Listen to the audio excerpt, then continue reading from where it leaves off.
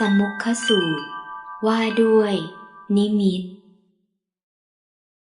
พระผู้มีพระภาคตรัสว่าดูกระภิกษุทั้งหลายภิกษุผู้ประกอบอธิจิตพึงกำหนดไว้ในใจซึ่งนิมิตสามตลอดกาลตามกาลคือพึงกำหนดไว้ในใจซึ่งสมาธินิมิตหนึ่งพึงกำหนดไว้ในใจซึ่งปักคาหนิมิตหนึ่งพึงกำหนดไว้ในใจซึ่งอุเบกขานิมิตหนึ่งดูกระภิกษุทั้งหลายถ้าภิกษุผู้ประกอบอธิจิตพึงกำหนดไว้ในใจเฉพาะแต่สมาธินิมิตโดยส่วนเดียวเท่านั้นพึงเป็นเหตุเครื่องให้จิตเป็นไปเพื่อความเกียจคร้านถ้าภิกษุผู้ประกอบอธิจิตพึงกำหนดไว้ในใจเฉพาะแต่ปักคาหนิมิตโดยส่วนเดียวเท่านั้นพึงเป็นเหตุเครื่องให้จิตเป็นไปเพื่อความฟุ้งซ่านถ้าภิกษุผู้ประกอบอธิจิตพึงกำหนดไว้ในใจเฉพาะแต่อุเบกขานิมิตโดยส่วนเดียวพึงเป็นเหตุเครื่องให้จิตไม่ตั้งมั่นเพื่อความสิ้นอาสวะโดยชอบดูกระภิกษุทั้งหลายเมื่อใดภิกษุผู้ประกอบอธิจิตกำหนดไว้ในใจซึ่งสมาธินิมิตตลอดกาลตามกาลกำหนดไว้ในใจซึ่งปักคาหนิมิตตลอดกาลตามกาล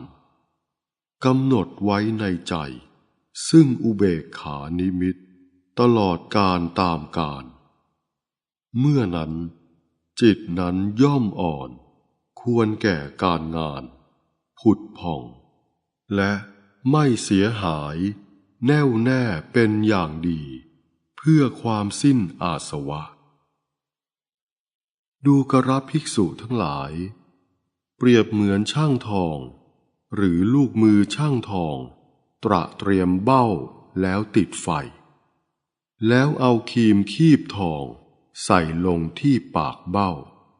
แล้วลูบเสมอเอาน้ำพรมเสมอเพ่งดูเสมอดูกระภิกษุทั้งหลายถ้าช่างทองหรือลูกมือช่างทองพึงสูบทองนั้นแต่อย่างเดียวพึงเป็นเหตุให้ทองนั้นไหม้ถ้าช่างทองหรือลูกมือช่างทองพึงเอาน้ำพรมแต่อย่างเดียวพึงเป็นเหตุให้ทองนั้นเย็นถ้าช่างทองหรือลูกมือช่างทองพึงเพ่งดูทองนั้นแต่อย่างเดียวพึงเป็นเหตุให้ทองนั้นสุกไม่ทั่วถึงดูกระภิกษุทั้งหลายเมื่อใดช่างทองหรือลูกมือช่างทองลูบทองนั้นเสมอเอาน้ำพรมเสมอเพ่งดูเสมอเมื่อนั้นทองนั้นย่อมเป็นของอ่อนควรแก่การงานผุดผ่องและไม่แตกง่ายเข้าถึงเพื่อการทำโดยชอบและช่างทองหรือลูกมือช่างทองมุ่งประสงค์สำหรับเครื่องประดับชนิดใดๆคือแผ่นทองต่างหูเครื่องประดับคอหรือดอกไม้ทองก็ดีย่อมสำเร็จสมความประสงค์ของเขาทั้งนั้นแม้ฉันใดฉันนั้นเหมือนกันแลดูกระภิกษุทั้งหลายภิกษุผู้ประกอบอธิจิตพึงกำหนดไว้ในใจซึ่งนิมิตสามตลอดกาลตามกาลคือพึงกำหนดไว้ในใจซึ่งสมาธินิมิตหนึ่งพึงกำหนดไว้ในใจซึ่งปักคาหนิมิตหนึ่งพึงกำหนดไว้ในใจซึ่งอุเบกขานิมิตหนึ่งดูกระภิกษุทั้งหลายถ้าภิกษุผู้ประกอบอธิจิต พึงกำหนดไว้ในใจเฉพาะแต่สมาธินิมิตโดยส่วนเดียวพึงเป็นเหตุเครื่องให้จิตเป็นไปเพื่อความเกียจคร้านถ้าภิกษุผู้ประกอบอธิจิตพึงกำหนดไว้ในใจเฉพาะแต่ปักคาหานิมิตโดยส่วนเดียวพึงเป็นเหตุเครื่องให้จิตเป็นไปเพื่อความฟุ้งซ่านถ้าภิกษุผู้ประกอบอธิจิตพึงกำหนดไว้ในใจเฉพาะแต่อุเบกขานิมิตโดยส่วนเดียวพึงเป็นเหตุเครื่องให้จิตไม่ตั้งมั่นโดยชอบเพื่อความสิ้นอาสวะดูกรภิกษุทั้งหลายเมื่อใดภิกษุผู้ประกอบอธิจิตกำหนดไว้ในใจซึ่งสมาธินิมิตตลอดกาลตามกาลกำหนดไว้ในใจซึ่งปักคาหานิมิตตลอดกาลตามกาลกำหนดไว้ในใจซึ่งอุเบกขานิมิตตลอดกาลตามกาลเมื่อนั้นจิตนั้นย่อมอ่อนควรแก่การงานผุดผ่องและไม่เสียหายย่อมตั้งมั่นโดยชอบเพื่อความสิ้นอาสวะ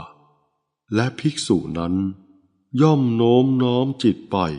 เพื่อทำให้แจ้งด้วยปัญญาอันยิ่งเองซึ่งธรรมที่ควรทำให้แจ้งด้วยปัญญาอันยิ่งเองใดๆเธอย่อมสมควรเป็นพยานในธรรมนั้นๆในเมื่อเหตุมีอยู่เป็นอยู่ถ้าภิกษุนั้นพึงหวังว่าเราพึงแสดงฤทธิ์หลายประการคือคนเดียวเป็นหลายคนก็ได้หลายคนเป็นคนเดียวก็ได้ทำให้ปรากฏก็ได้ทำให้หายไปก็ได้ทะลุกำแพงภูเขาไปได้ไม่ติดขัดเหมือนไปในที่ว่างก็ได้ผุดขึ้นดำลงแม้ในแผ่นดินเหมือนในน้ำก็ได้เดินบนน้ำไม่แตกเหมือนเดินบนแผ่นดินก็ได้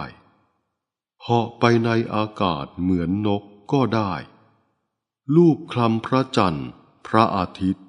ซึ่งมีฤทธิ์มีอานุภาพมากอย่างนี้ด้วยฝ่ามือก็ได้ใช้อำนาจทางกายไปตลอดพรหมโลกก็ได้เธอย่อมสมควรเป็นพยานในธรรมนั้นๆในเมื่อเหตุมีอยู่เป็นอยู่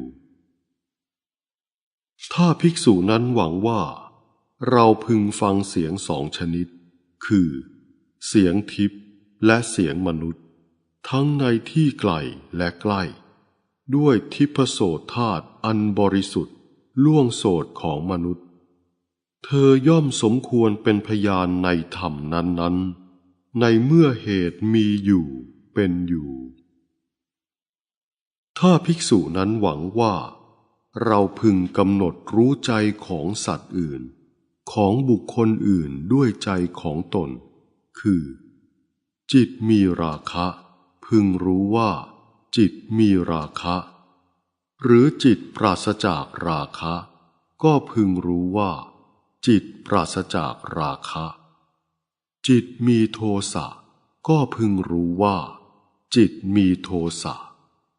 หรือจิตปราศจากโทสะก็พึงรู้ว่าจิตปราศจากโทสะจิตมีโมหะก็พึงรู้ว่าจิตมีโมหะหรือจิตปราศจากโมหะก็พึงรู้ว่าจิตปราศจากโมหะจิตหดหู่ก็พึงรู้ว่าจิตหดหู่หรือจิตฟุ้งซ่านก็พึงรู้ว่าจิตฟุ้งซ่านจิตเป็นมหรคต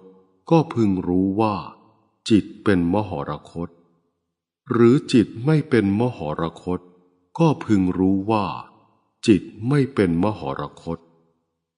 จิตมีจิตอื่นยิ่งกว่าก็พึงรู้ว่าจิตมีจิตอื่นยิ่งกว่าหรือจิตไม่มีจิตอื่นยิ่งกว่าก็พึงรู้ว่าจิตไม่มีจิตอื่นยิ่งกว่า จิตเป็นสมาธิก็พึงรู้ว่าจิตเป็นสมาธิหรือจิตไม่เป็นสมาธิก็พึงรู้ว่าจิตไม่เป็นสมาธิจิตหลุดพ้นก็พึงรู้ว่าจิตหลุดพ้นหรือจิตไม่หลุดพ้นก็พึงรู้ว่าจิตไม่หลุดพ้นเธอย่อมสมควรเป็นพยานในธรรมนั้นๆในเมื่อเหตุมีอยู่เป็นอยู่ถ้าภิกษุนั้นหวังว่าเราพึงระลึกชาติก่อนๆได้เป็นอันมากคือพึงระลึกได้ชาติหนึ่งบ้าง2 ชาติบ้าง3 ชาติบ้าง4 ชาติบ้าง5 ชาติบ้าง10 ชาติบ้าง20 ชาติบ้าง30 ชาติบ้าง40 ชาติบ้าง50 ชาติบ้างจากภพนั้นแล้วได้ไปเกิดในภพโน้นแม้ในภพนั้นเราก็ได้มีชื่ออย่างนั้นมีโคตรอย่างนั้น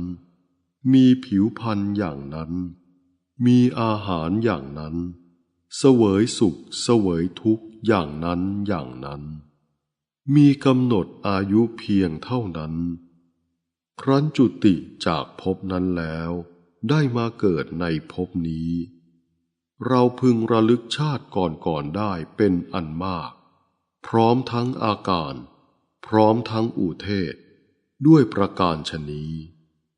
เธอย่อมสมควรเป็นพยานในธรรมนั้นๆในเมื่อเหตุมีอยู่เป็นอยู่ถ้าภิกษุนั้นหวังว่าเราพึงเห็นหมู่สัตว์กำลังจุติกำลังอุบัติเลวประณีตมีผิวพรรณดีมีผิวพรรณทรามได้ดีตกยากด้วยทิพจักษุอันบริสุทธิ์ล่วงจักษุของมนุษย์พึงรู้ชัดซึ่งหมู่สัตว์ผู้เป็นไปตามกรรมว่าสัตว์เหล่านี้ประกอบด้วยกายทุจริตวจีทุจริตมโนทุจริตติเตียนพระอริยเจ้าเป็นมิจฉาทิฏฐิยึดถือการทำด้วยอำนาจมิจฉาทิฏฐิเมื่อตายไปเขาเข้าถึงอบายทุกขติวินิบาตนรกส่วนสัตว์เหล่านี้ประกอบด้วยกายสุจริตวจีสุจริตมโนสุจริตไม่ติเตียนพระอริยเจ้าเป็นสัมมาทิฏฐิยึดถือการทำด้วยอำนาจสัมมาทิฏฐิเมื่อตายไปเขาเข้าถึงสุคติโลกสวรรค์เราพึงเห็นหมู่สัตว์กำลังจุติกำลังอุบัติเลวประณีตมีผิวพรรณดีมีผิวพรรณทรามได้ดีตกยากด้วยทิพจักษุอันบริสุทธิ์ล่วงจักษุของมนุษย์พึงรู้ชัดซึ่งหมู่สัตว์ผู้เป็นไปตามกรรมด้วยประการฉนี้เธอย่อมสมควรเป็นพยานในธรรมนั้นๆในเมื่อเหตุมีอยู่เป็นอยู่ถ้าภิกษุนั้นหวังว่าเราพึงทำให้แจ้งซึ่งเจโตวิมุตติปัญญาวิมุตติอันหาอาสวะมิได้เพราะอาสวะทั้งหลายสิ้นไปด้วยปัญญาอันยิ่งเองในปัจจุบันเข้าถึงอยู่เธอย่อมสมควรเป็นพยานในธรรมนั้นๆในเมื่อเหตุมีอยู่เป็นอยู่จบสมุขสูตร